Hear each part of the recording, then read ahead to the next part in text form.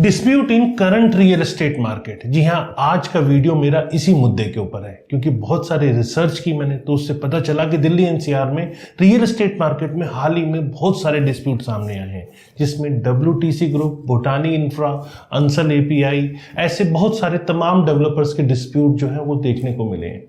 और ये संभावना भी है कि इन कंपनियों के प्रोजेक्ट्स पे काफ़ी असर पड़ रहा है, जैसे कि WTC ग्रुप के 13 लाइसेंस को अब रद्द कर दिया गया है। अंसल API को NCLT ने बैंकरप्ट घोषित कर दिया है।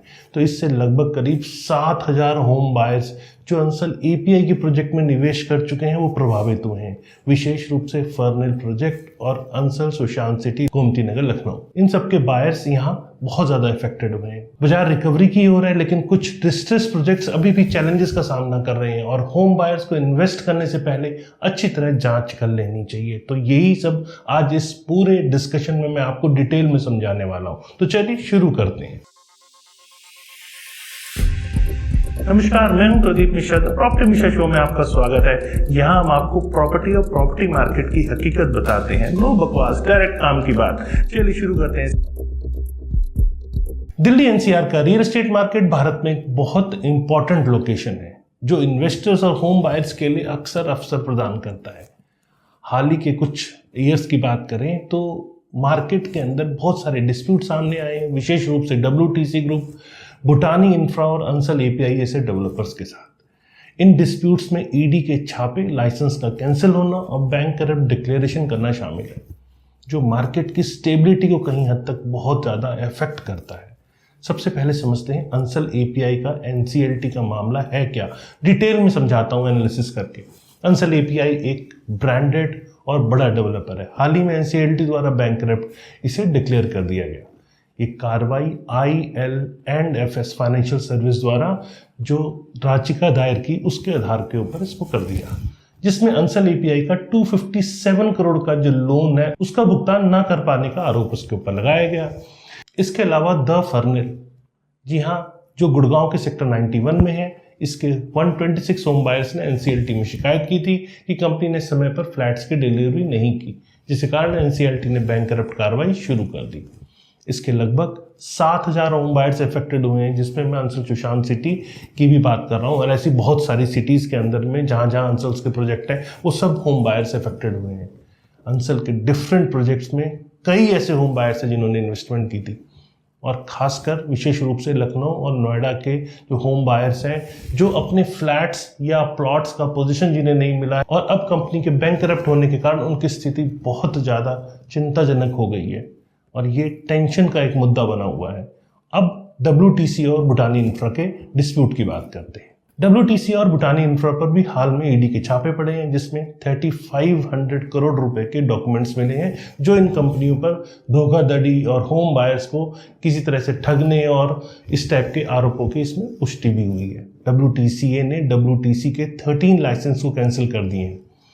अब आप कहेंगे कि WTCA ने WTC के लाइसेंस कैसे कैंसिल कर दिए। WTC को मतलब जो इंडिया के अंदर जहां जहां WTC के नाम से प्रोजेक्ट बनेंगे वो सब लाइसेंस उसके द्वारा दिए जाते हैं। मतलब उसकी ब्रांडिंग, ये ब्रांडिंग का खेल है। एक ब्रांड के नाम पे उस एरिया में इंडिया के अंदर जो जो प्रोजेक्ट बन रहे हैं उस ब्रांड के नाम पर उसमें कहीं ना कहीं उस ब्रांड को एक रॉयल्टी मिलती है। लेकिन यहाँ रॉयल्टी मिलती है, लेकिन प्रोजेक्ट के ऊपर क्या धोखाधड़ी हो रही है इसकी कोई जिम्मेदारी नहीं होती। और ऐसे ब्रांड आपने अक्सर देखा होगा जो कि ब्रांडेड रेजिडेंसीज के नाम से कई प्रोजेक्ट आ रहे हैं, चाहे वो रेजिडेंशियल हो या कमर्शियल हो। ऐसे बहुत सारे प्रोजेक्ट किसी ब्रांड के नाम पे लाए जाते हैं और ब्रांड की जिम्मेदारी कल को जब लिमिटेड होती है वो बहुत ज़्यादा उस पर इंटरफेयर नहीं करते और बाद में जब उनको पता चलता है तो वो उसके लाइसेंस कैंसिल कर देते हैं। मतलब वो नाम उस प्रोजेक्ट में से हट जाना।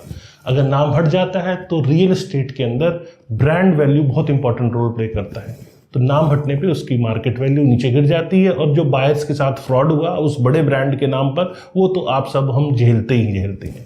तो ऐसा ब्रांड्स अक्सर करते हैं। तो इसी प्रोजेक्ट में अहमदाबाद, अमृतसर, भोपाल, चंडीगढ़, फरीदाबाद के अंदर और फिर गिफ्ट सिटी या लखनऊ, नोएडा CBD, पटना, सूरत, वडोदरा और वाराणसी जैसे शहरों में WTC के ब्रांडेड प्रोजेक्ट्स बहुत सारे हैं जो इससे इफेक्ट हुए हैं। अब भूटानी इंफ्रा, जी हाँ, भूटानी इंफ्रा पर भी पहले इनकम टैक्स ने छापे मारे थे। करीब 1500 करोड़ रुपए की कैश नकदी जब्त की थी। जिसमें 2019-20 में 595 करोड़ की अनअकाउंटेड कैश ट्रांजैक्शन शामिल थी। इन कंपनीज ने यह भी कहा है कि ईडी की जांच में सहयोग कर रहे हैं, लेकिन यह इन्वेस्टर्स के लिए टेंशन का अभी भी मुद्दा विषय बना हुआ है।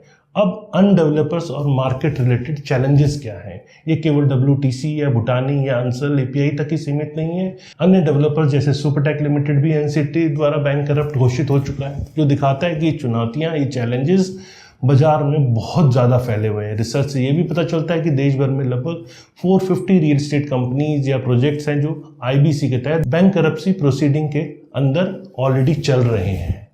अब इन चैलेंजेस के बावजूद दिल्ली NCR में रियल एस्टेट मार्केट रिकवरी की ओर है। रिसर्च से यह भी पता चलता है कि इंडियन रियल एस्टेट मार्केट का जो आकार है 2025 में USD 332.85 बिलियन होगा और 2030 तक USD 985.80 बिलियन तक इसके पहुंचने की उम्मीद है, जिसमें एनुअल इंक्रीज पर 24.25% होगी इसकी। ये रियल एस्टेट मार्केट, इंडियन जो रियल एस्टेट मार्केट है, इसके मैं साइज की बात कर रहा हूँ। अब NCR में गुरुग्राम, नोएडा, फरीदाबाद जैसे एरिया तेजी से बढ़ रही है। विशेष रूप से कनेक्टिविटी और इंफ्रास्ट्रक्चर ने सुधार काफ़ी ज़्यादा देखे हैं, उसका भी बेनिफिट यहाँ मिल रहा है। लेकिन कुछ स्ट्रेस प्रोजेक्ट्स अभी भी चैलेंजेस का सामना कर रहे हैं और इन विवादों से मार्केट में इंस्टेबिलिटी आ सकती है। होम बायर्स पे असर और वो क्या करें? जिन होम बायर्स ने WTC, भूटानी या अंसल API के प्रोजेक्ट्स में इन्वेस्ट किया है, उनके लिए समय टेंशन का हो सकता है। ईडी की जांच, लाइसेंस कैंसिल होना, बैंकरप्ट डिक्लेयर होना, प्रोजेक्ट्स की डिलीवरी में देरी इससे दिख सकती है। आने वाले टाइम में आपको डिलीवरी में दिक्कत हो सकती है, या इन्वेस्टर्स को इसमें जिन्होंने पैसा कुछ बढ़ने की चाहत में लगाया है, उनको भी अच्छा खासा नुकसान का सामना करना पड़ सकता है। और अगर आप इफेक्टेड हैं तो कुछ कदम है जो आप उठा सकते हैं। अपने प्रोजेक्ट के स्टेटस को चेक करें, जैसे कि क्या उसमें कंस्ट्रक्शन चल रहा है या नहीं चल रहा। इसके लिए लीगल एडवाइस लें। विशेष रूप से RERA, real estate regulatory authority के तहत कंपनियों के ट्रैक रिकॉर्ड और फाइनेंशियल पोजीशन के बारे में जानकारी जुटा लें कि उसकी एक्चुअल फाइनेंशियल पोजीशन अभी क्या चल रही है। अब इन्वेस्टर्स के लिए क्या टिप्स हैं?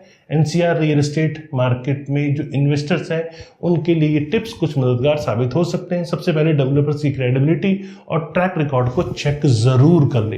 पुराने प्रोजेक्ट समय पर पूरे हो रहे हैं या नहीं हो रहे हैं, ये किसी भी बायर को डेवलपर की प्रॉपर्टी खरीदते टाइम चेक कर लेना चाहिए, क्योंकि ट्रैक से ही आप एस्टिमेट कर सकते हैं कि फ्यूचर में आपको डिलीवरी टाइम पे मिलेगी या नहीं मिलेगी। प्रोजेक्ट रेरा के अंदर रजिस्टर्ड होना चाहिए, जो सिक्योरिटी प्रदान करता है कि कहीं हद तक अगर डिले होगा तो हम रेरा में जा सकते हैं, कहीं ऐसा प्लेटफॉर्म है जहां हमारी सुनवाई हो सकती है।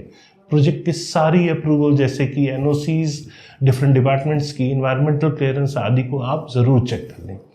अब लोकेशन पर ध्यान रखें, क्योंकि कनेक्टिविटी, प्रेजेंट कनेक्टिविटी और फ्यूचर कनेक्टिविटी उस प्रॉपर्टी की वैल्यू को बढ़ाने के चांसेस को बढ़ा देते हैं। पेमेंट प्लान को अच्छे से समझ लें, जैसे कि कितना पैसा आपको अभी देना है और पैसे की गारंटी दी गई है या नहीं गई है, इन सब को आपको चेक करना बहुत ज़रूरी है। तो अब बात करते हैं पूरे वीडियो के कंटेंट के कंक्लूजन की। जी हाँ, दिल्ली NCR का रियल एस्टेट मार्केट काफ़ी तेजी से बढ़ रहा है। अगर यहाँ प्राइस इंक्रीज है तो कुछ चैलेंजेस भी हैं। WTC ग्रुप, भूटानी इंफ्रा और अंसल API जैसे डेवलपर के डिस्प्यूट, अन्य कंपनियों को बैंकरप्सी प्रोसीडिंग जो यहाँ चल रही है, इससे कई बाजार के चैलेंजेस का सामना आपको करना पड़ सकता है। फिर भी रिसर्च से पता चलता है कि मार्केट रिकवरी की ओर है। होम बायर्स और इन्वेस्टर्स को सतर्क रह के इन्वेस्टमेंट करने की ज़रूरत है।